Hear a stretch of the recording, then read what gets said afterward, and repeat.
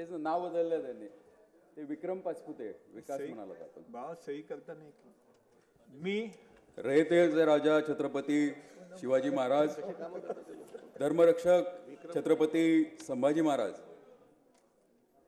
ज्यांनी लिहिलेल्या संविधानामुळे आज लोकशाही अबाधित आहे असे भारतरत्न डॉक्टर बाबासाहेब आंबेडकर यांना वंदन करतो.